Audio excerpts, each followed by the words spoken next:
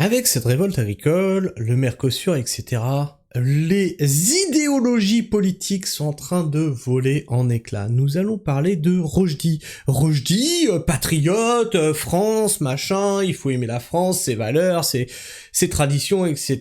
Et pro-Mercosur. Il est aligné sur la doctrine de Macron et de l'Union européenne. Alors peut-être faudrait-il rappeler à Rochdy que les valeurs françaises sont agricoles aussi. Peut-être faudrait-il rappeler à Rochdy que au niveau des valeurs françaises, il y a la gastronomie française. Peut-être faudrait-il...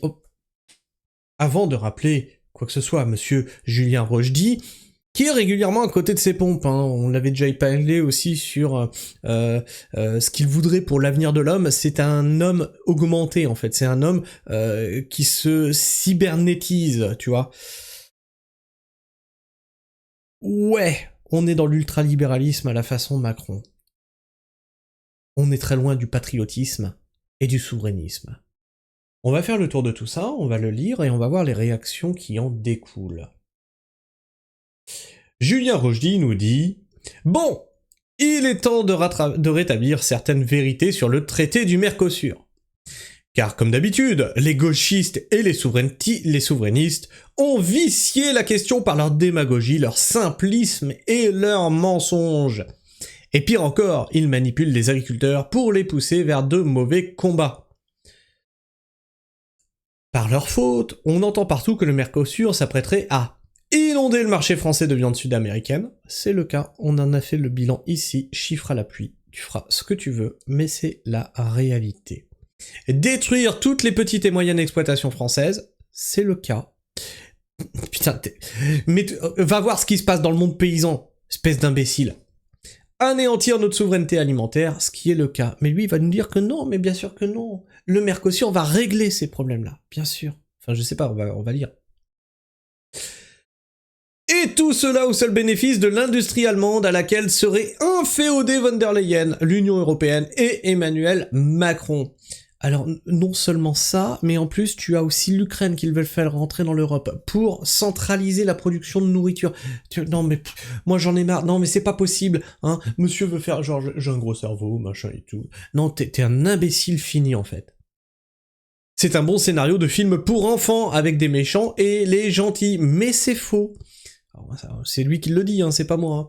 La première chose à savoir, c'est que le Mercosur inclut des quotas très importants, limitant à moins de 3% la viande bovine et volaille importée par rapport à la consommation annuelle de viande sur le marché européen. Ce qui est totalement faux. Il y a effectivement des quotas, et ce n'est pas 3% de viande, c'est je sais plus combien de tonnage de bovins qui vont rentrer sur le territoire. Et en parallèle, espèce d'imbécile, on détruit l'élevage français. Allô, ça gigote là-haut ? Moins de 3% de la consommation européenne totale, ce qui signifie mécaniquement encore moins en France. Son chiffre est fallacieux et il est mauvais. On l'avait traité ici même, on avait regardé ce qu'il y avait dans l'accord du Mercosur, et c'est bien plus élevé que ça, c'est pas 3%, je sais plus c'était quoi les chiffres, mais c'est bien plus élevé que ça. C'est très loin du ras de marée annoncé, d'ailleurs on en avait fait le calcul justement du nombre de tonnes de viande qui allait s'écouler sur l'Union européenne, c'est phénoménal. C'est phénoménal. Et en plus, alors attends, parce que Rochdy, il faut qu'on discute. Aujourd'hui en France, on produit de la viande de qualité. Et tu sais pas la meilleure, c'est qu'on produit de la viande de qualité en quantité suffisante pour nourrir le territoire. Pourquoi j'irais importer de la merde ?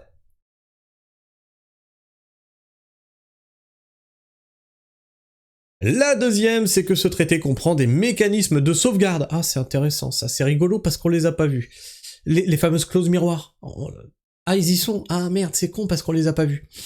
Si les importations de viande sud-américaine causent des perturbations significatives du marché interne, des quotas encore plus faibles et des droits de douane peuvent être rétablis. C'est totalement faux. Ils n'arrivent même pas à contrôler si la viande convient à nos normes européennes. Tu es un menteur patenté. Ensuite, il faut savoir que sur le seul plan de l'agriculture française, le traité du Mercosur ouvre des marchés gigantesques pour le secteur où la France excelle. Lesquels ? Pour les vins et spiritueux, Champagne, la France, première exportatrice de vins et spiritueux en Europe. Oui. Alors ça c'est pareil, hein, tu penses bien que les vendeurs de vin, ils ont testé tous les marchés, hein. Non, ça n'en ouvrira pas des quantités phénoménales, comme tu dis, hein. Se voit offrir des marchés en pleine expansion, Brésil, Argentine et Colombie. Le traité comprend la reconnaissance de centaines d'AOP et d'AOC, or la France en détient 46% en Europe, pour les fromages par exemple. C'est une formidable aubaine, pour lui ça c'est une aubaine, hein. Dans la filière céréales également, grâce à l'immense savoir-faire des exploitations françaises, notamment pour les produits transformés, l'opportunité est réelle. Et donc là, je vous invite à aller voir la vidéo « Tous les agriculteurs sont en faillite » parce que Julien Rochdy est un neuneu déconnecté du réel. Comme le marché des céréales est mondialisé, le cours des céréales s'effondre, ce qui fait qu'on dépense plus d'argent à produire qu'à revendre. On fait comment, Rochdy, dans ce contexte-là ? T'as toujours pas compris que le problème c'était la mondialisation ? Ok, très bien. Le Mercosur est donc loin de tuer l'agriculture française, c'est un mensonge de plus venant des spécialistes en la matière. En revanche oui, il suscite des inquiétudes légitimes chez les petits exploitants, parlons-en. Alors, ça tombe bien, je suis un petit exploitant, donc de quoi tu vas nous parler ? Dans un marché en surproduction relative. Alors c'est intéressant que tu le soulignes là, parce que moi je l'ai souligné plus haut. Tu te contredis, c'est-à-dire ton intro là était bien, et là tu dis on surproduit. Donc pourquoi on importe si on surproduit ? T'es con ou t'es con ? Non, je pose des questions moi, tu vois. Dans un marché en surproduction relative et sur des segments sensibles, viande bovine, volaille, un petit surplus à bas coût pourrait faire baisser même légèrement les prix. Ah non, c'est pas légèrement. Les agriculteurs sont en faillite ! Or, la marge des éleveurs est déjà extrêmement faible. Il comprend toujours pas le problème du Mercosur, en fait. C'est exactement ça, le problème du Mercosur. Mais c'est une aubaine, nous dit-il ! Après 30 ans de baisse des revenus agricoles, la disparition massive des petits exploitants, et une dépendance accrue aux aides, le Mercosur semble donc être la goutte d'eau qui fait déborder le vase pour des petits agriculteurs qui n'en peuvent plus. Mais quel est leur problème exactement ? Est-ce vraiment le Mercosur ? Non, c'est la mondialisation et c'est le libéralisme, ce que tu soutiens. Tu es un néolibéral, toi. La vérité, c'est que Mercosur ou pas, la pression sur les prix resterait. La grande distribution continuerait d'écraser les marges, les normes continueraient d'augmenter et les petites exploitations continueraient de disparaître. Donc, si nous voulons conserver une agriculture traditionnelle, familiale, enracinée, il faut mener le combat ailleurs que sur cette question. Alors là, par contre, on est d'accord que le problème du Mercosur n'est pas le seul problème, comme la DNC n'est pas le seul problème, et j'ai dit que là, justement, il y avait un piège, c'est-à-dire que l'État va apporter une réponse au Mercosur et à la DNC, ils vont dire « Ben, on a répondu à vos questions, pourquoi vous êtes toujours dehors ?» Ça fait 30 ans que les agriculteurs sortent dehors, parce que il y a 30 ans, il n'y avait pas le Mercosur, il n'y avait pas la DNC, parce que le problème est bien plus viscéral que ça, le problème est sur le revenu. Le problème est sur les conditions de travail, le problème est sur les normes, le problème est sur les contrôles sanitaires, etc. Voilà. Le problème est sur les façons de travailler qu'on nous impose, le problème est sur l'administratif toujours plus lourde, etc., etc. Tout ça pour un métier qui ne paye pas en définitive. Donc là-dessus, on est d'accord, c'est qu'on cible pas le vrai problème et que le gouvernement aura facile de répondre à ça en disant mais on a répondu à vos demandes, mais du coup pourquoi vous êtes encore dehors ? Par exemple, baisser les charges folles, notamment les cotisations sociales qui pèsent lourdement sur les agriculteurs français, ça on est tout à fait d'accord, hein, sur une toute petite exploitation comme la mienne, j'ai fait le bilan là dernièrement, c'est 67% de charges, donc je vous disais, hein, c'est entre 60 et 75%, 67% de charges diverses et variées. Arrêtez de surinterpréter et de surnormer les normes européennes, là on est d'accord, européennes, spécialistes françaises, un agriculteur allemand, espagnol ou polonais, pourtant lui aussi dans l'UE, est moins surchargé de normes que l'agriculteur français. Bien sûr, et tout ça c'est à cause des mouvements écologistes. Sortir les aides des revenus imposables, c'est ridicule, on prélève d'un côté ce qu'on subventionne de l'autre. Et surtout, on subventionne mal, hein, c'est ce que j'expliquais avec la PAC, on va subventionner ceux qui ont des très grosses surfaces, donc ceux qui génèrent le plus de revenus, alors que les petites surfaces qui génèrent très peu de revenus, on les aide pas, d'ailleurs c'est ceux qui accèdent le moins facilement aussi à d'autres surfaces. Oui, c'est un cercle vicieux, parce que si tu es sur une petite surface, tu ne peux pas être exploitant, souvent tu es cotisant solidaire n'est pas prioritaire sur les nouvelles terres, etc., donc il ne peut pas accéder à de nouvelles terres, donc il ne peut pas produire plus, donc il ne peut pas développer son chiffre, donc il ne peut pas devenir exploitant. C'est un cercle vicieux en fait, d'accord ?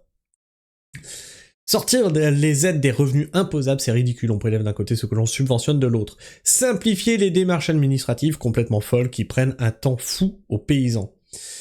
Imposer des contrats pluriannuels entre producteurs et transformateurs, distributeurs pour plus de visibilité. Donc là, c'est que tu connais pas du tout le monde agricole, hein, puisque justement, on a un syndicat qui contrôle tout ça, ça s'appelle la FNSEA, et qui nique tous les autres agriculteurs.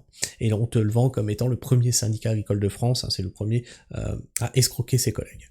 Et au niveau européen, la France pourrait obtenir, si elle le voulait vraiment, une préférence communautaire et nationale pour la commande publique. Non, faut sortir de ce truc qui s'appelle l'Union européenne. Maintenant, il y en a marre.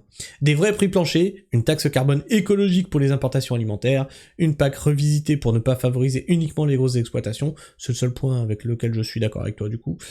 Bref, le salut de nos petits agriculteurs n'a rien à voir avec le Mercosur, qui peut au contraire se révéler fort bénéfique sur l'agriculture française dans son ensemble. Donc le Mercosur est bénéfique pour l'agriculture française selon lui. Il n'a pas fait le rapport entre baisse des prix, importation de nourriture.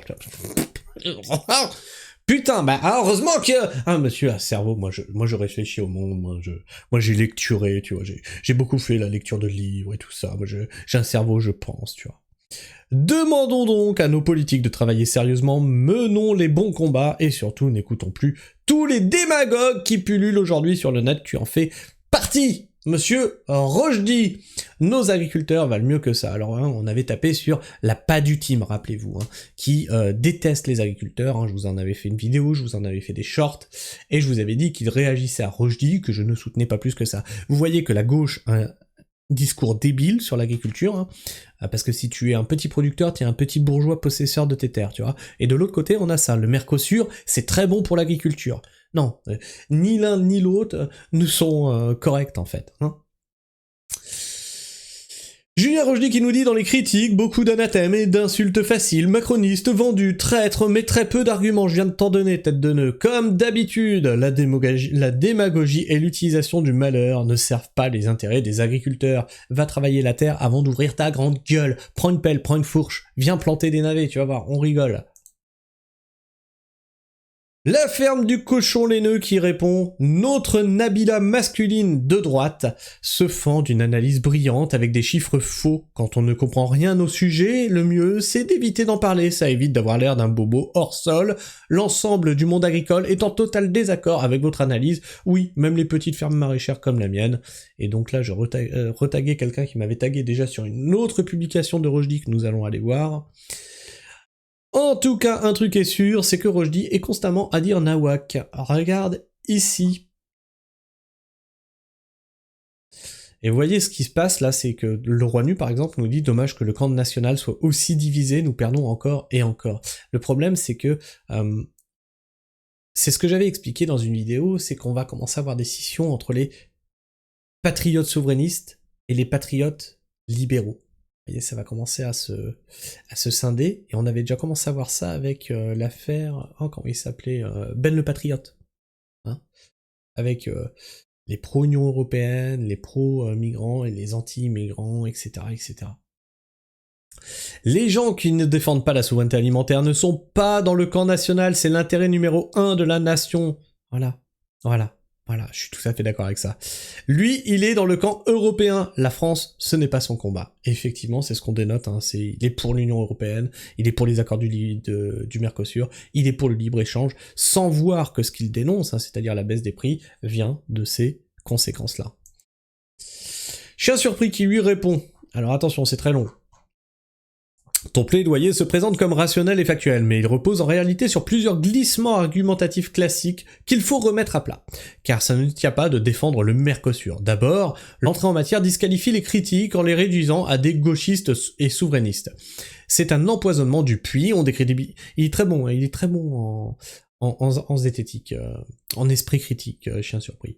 On décrédibilise les opposants avant même d'examiner leurs arguments. Ce n'est pas une démonstration, c'est un cadrage rhétorique. Ensuite, l'argument des moins de 3% d'importation de viande issue du Mercosur est statistiquement exact, mais économiquement trompeur. En agriculture, raisonner en moyenne européenne est une erreur. Les volumes sont concentrés sur quelques filières déjà fragiles, sur des marchés en surpression. 1 ou 2% de surplus suffisent à faire chuter les prix. Et c'est ce qu'il dénonçait plus bas, c'est ça qui est rigolo. Diluer cet impact dans une moyenne globale révèle d'un sophisme de dilution statistique. Le mécanisme de sauvegarde existe, certes, mais c'est un sophisme légaliste de les présenter comme une garantie réelle. Ces clauses sont lentes, bureaucratiques, et déclenchées après constat de perturbation. Or, un éleveur ne survit pas le temps qu'un comité européen statue. Le droit existe, l'efficacité, non. Effectivement, une fois que ça sera décidé, combien d'agriculteurs auront encore coulé? L'argument des marchés ouverts aux vins et spiritueux et AOP est lui aussi partiellement vrai, mais hors sujet. Oui, certaines filières exportatrices y gagnent. C'est à la marge, vraiment ça sera à la marge. Mais utiliser ces gains pour neutraliser les pertes subies par les éleveurs relève d'un sophisme de généralisation abusive. Et puis surtout, c'est quoi cette mentalité de dire « Bon, on sacrifie les éleveurs pour exporter du vin ». Pardon ? On ne compense pas une faillite bovine avec une hausse des ventes de champagne. Vient ensuite le cœur du problème, la logique. Tu reconnais toi-même que les agriculteurs sont étranglés par 30 ans de normes de pression sur les prix, de dépendance, ouais, voilà, il a noté la même chose que moi, de dépendance aux aides et de marges écrasées par les grandes distributions. Mais tu conclus que le Mercosur n'y est pour rien, c'est un faux dilemme. Dire que le Mercosur n'est pas la cause unique ne signifie pas qu'il n'est pas un facteur aggravant dans un système déjà à la rupture. Chaque choc marginal compte. Le paradoxe est que la fin de ton texte est la partie la plus juste. On a noté la même chose ensemble, j'avais pas lu son texte avant cette vidéo. Baisse des charges, désurnormation, contrat pluriannuel, réforme de la PAC, préférence communautaire, taxe carbone aux frontières, tout cela est pertinent, mais ces mesures sont politiquement bien plus difficiles à obtenir que la contestation d'un traité commercial. Les invoquer après coup revient à déplacer le combat vers un horizon abstrait. La réalité est simple, le Mercosur ne détruit pas à lui seul l'agriculture française, mais l'aggrave. Mais il aggrave un modèle déjà destructeur pour les petites exploitations. Le nier, ce n'est pas du pragmatisme, c'est une lecture comptable d'un problème humain. Et c'est là où on voit que Rochdy est clairement un macroniste. Il se met devant un tableau Excel, il lit des lignes, il en a rien à foutre de l'humain derrière. Les agriculteurs n'ont pas besoin qu'on leur explique qu'ils vont mal pour d'autres raisons. Ils savent déjà que le système les broie, ils demandent simplement qu'on ajoute pas une pression de plus sur un édifice qui tient déjà à peine debout. Et si tu veux faire des biais et du sophisme, mon très cher Rochdy, je dirais que ton texte est une négation donc du mal-être paysan et que tu t'en fous qu'un paysan se fout en l'air tous les 2 jours et que 4 ou 5 fassent des tentatives. Ah oui, ne rentre pas dans les chiffres parce qu'ils ne sont pas arrivés au bout du processus. Donc ça ne rentre pas dans ta balance, hein, c'est bien ça. Non, l'humain, tout ça, rien à foutre. Les chiffres, rien que des chiffres. Ah, moi aussi, je sais faire des billets de l'homme de paille, t'as vu ? Donc ça, on l'avait lu, hein, les critiques, beaucoup d'anathèmes et d'insultes faciles. Qu'est-ce qu'il a dans les commentaires ? J'ai ni envie ni besoin de vous insulter, mais vous ne connaissez pas les paysans, qui justement connaissent mieux que vous les implications directes. Mais il a l'impression que les paysans sont cons et qu'ils ne savent pas lire des chiffres. Hein, c'est le mec bourgeois, vraiment là pour le coup tu as un bourgeois qui pense avoir la science affuse, qui réfléchit le monde et tout, et que les paysans, eux, c'est des travailleurs de la terre, illettrés, qui ne comprennent pas le monde qui les entoure. Viens bêcher un carré d'1 mètre carré déjà, après on en reparle. Et là, vous allez voir que la gauche, hein, Phil Comte est visiblement de gauche, hein, s'oppose à Rochdy, et du coup, est difficile de lui donner tort. Il lui répond, mais qu'il est con, la viande premium à l'Oyo, ou Hilton, représente environ 10 à 15% du poids de la carcasse. Je n'en ai aucune espèce d'idée si c'est vrai ou pas, ces chiffres. Hein. On va admettre que on va partir du principe qu'il a fait ses propres recherches. De la carcasse d'un bœuf, mais 60 à 70% de sa valeur. Voilà, tu veux des chiffres, il t'en donne. Et c'est facilement 25% du marché tout confondu. Perplexity va même jusqu'à 30%. Et il donne des liens. Et les 99 000 tonnes importées du Mercosur représentent 2 fois la production française de ces morceaux nobles. Et ça, c'est ce que nous avions noté. On ne parlait pas en pourcentage. Ce que j'avais traité sur la vidéo, c'était le nombre de tonnages par rapport à ce que la France, elle produisait. Et je vous avais expliqué que c'était énorme. Et en plus, effectivement, si tu prends, du coup, les morceaux nobles de viande, bah, ça change encore le chiffre. Hein. Voilà, c'est 30%. Du marché. 30%. Alors, il répondait à ça. Tais-toi, le communiste! Oui, la part de morceaux nobles importés sera surreprésentée, mais parler de 25% du marché, c'est fantasmer au carré! Voilà. Il ne prend que les chiffres qui les arrangent. Hein, pour garder leur narratif. Je pense que Phil Comte a raison, je ne suis pas éleveur, je ne sais pas. Hein. Peut-être même que plutôt ce serait un boucher ou un abattoir qui serait capable de vous dire ça. Je ne sais pas, mais je pense que ces chiffres sont justes. Au moins, il y a des sources ici. Alors que quand Rochdi s'exprime, c'est voilà, c'est moi je dis ça et c'est la vérité absolue. Donc en fait, ferme-la et donne-nous des sources. On m'avait posé la question dans les commentaires qui avait raison. Comme je t'ai dit, hein, j'en sais rien, je suis pas ni éleveur de bovins, ni boucher, ni quoi que ce soit, mais là, si je devais donner mon avis, factuellement, il y en a un qui donne des sources, il y en a un qui pour moi, ça serait Phil, mais voilà. Et vous voyez que Rochdi est en guerre contre les communistes sont contre le Mercosur, la droite rochdienne est pour le Mercosur et pro-européenne. Bref, toutes les idéologies sont en train de partir en éclats. Je sais pas ce que tu penses de tout ça, n'hésite pas à me le dire dans l'espace commentaire, à me partager ton avis, ton opinion, à t'abonner si tu es encore là en fin de vidéo bien entendu, à partager cette vidéo autour de toi, à la liker, la booster, la commenter pour faire gigoter l'algorithme de YouTube, et bien sûr, sur ce moi je vous fais la bise, prenez soin du sol, et restez pragmatiques. Ciao.